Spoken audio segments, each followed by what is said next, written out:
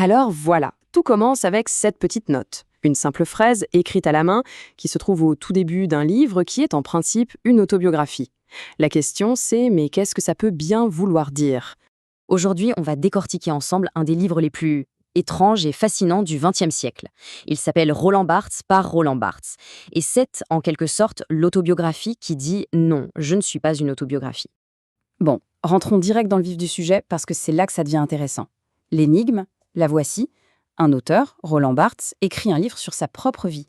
Mais dès la toute première page, il nous dit « Attention, lisez ça comme si c'était un roman ». C'est un peu un casse-tête, non? Et c'est exactement le problème qu'il essaie de démêler. Et cette phrase, ce n'est pas juste une pirouette intellectuelle, non, non.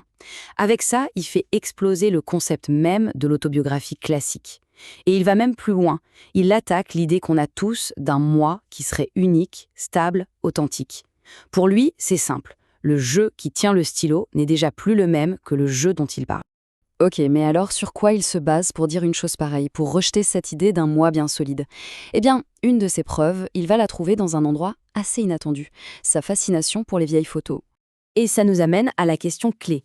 Si on ne peut même plus faire confiance à l'auteur pour être lui-même, alors à quoi on se fie? Où est la vérité? Et Barthès nous répond, arrêtez de la chercher dans les mots, regardez plutôt les images. Regardons cette photo par exemple.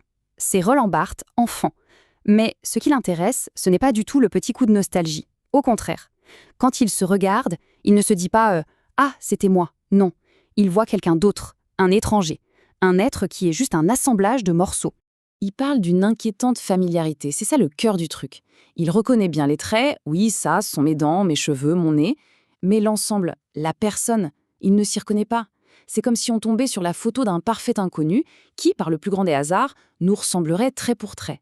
Et cette impression, il ne la réserve pas qu'à lui-même. Il l'applique aussi à sa famille. Sa mère sur la plage, sa tante. Pour lui, elles deviennent des personnages d'un roman familial. C'est ce qu'il appelle sa préhistoire du corps. Tout ce qui existait avant que le moi de l'écrivain, celui qui écrit, ne prenne forme. Donc la conclusion est assez vertigineuse. Pour Barthes, une photo, ça ne prouve pas qui on est. Au contraire, ça prouve qu'on n'est pas une seule personne. C'est la preuve que notre corps a été habité par une succession d'êtres différents au fil du temps. Alors, si le moi est une illusion et que la chronologie n'a pas de sens, comment on fait pour écrire sa vie? Eh bien, la solution de Barthes est aussi radicale que géniale. Plutôt qu'un récit linéaire de la naissance à l'âge adulte, il va tout casser. Il organise son livre par ordre alphabétique, oui, comme une encyclopédie.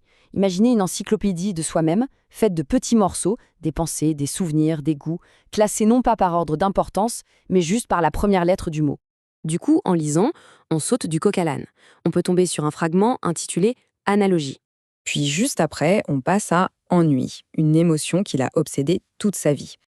Et la page suivante, paf, on tombe sur un concept super philosophique comme la doxa, c'est-à-dire l'opinion publique. Des détails intimes et de grandes idées se retrouvent côte à côte sans aucune hiérarchie. C'est complètement déstabilisant. Et c'est là qu'il fait cette distinction qui est absolument fondamentale. Il nous dit « Je ne dis pas « je vais me décrire », mais « j'écris un texte et je l'appelle RB ». Vous voyez la nuance?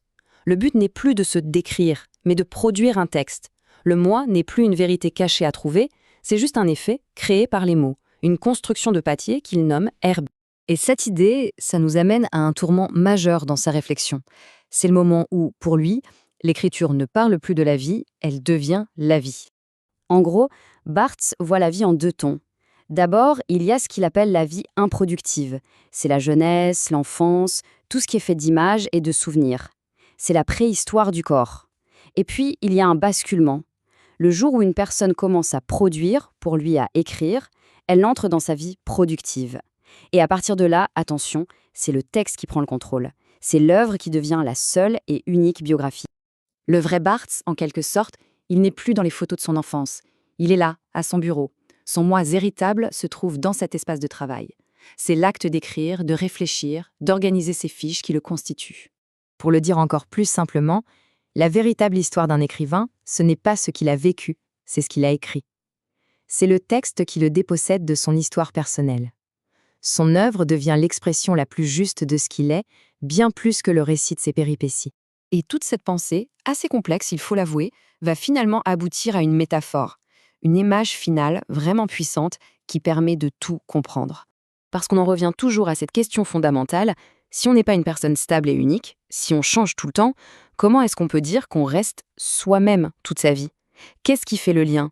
La réponse de Barthes, il la trouve dans une vieille légende grecque, l'histoire du vaisseau Argo.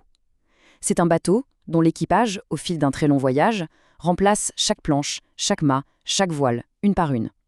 À la fin, il ne reste plus une seule pièce d'origine. Et pourtant, tout le monde continue de l'appeler le vaisseau Argo. Et là, on comprend tout. C'est exactement comme ça que fonctionne notre identité. On est fait de pièces, nos idées, nos goûts, nos cellules, nos expériences. Et toutes ces pièces sont constamment remplacées. L'enfant qu'on était a complètement disparu, matériellement et mentalement. Et pourtant, notre identité persiste. Pourquoi? Uniquement grâce à son nom et à sa forme. L'identité, ce n'est pas une substance, une essence, c'est juste une forme qui se maintient alors que tout son contenu change. Et Barthes nous laisse avec cette question finale à se poser. Si notre vie n'est pas une grande histoire bien droite, mais plutôt un texte, une collection de fragments, alors quelles seraient les entrées de notre propre encyclopédie? Quels fragments nous définiraient? C'est une question qui résonne de manière assez folle aujourd'hui, à l'heure du numérique, où nos identités sont peut-être plus fragmentées que jamais.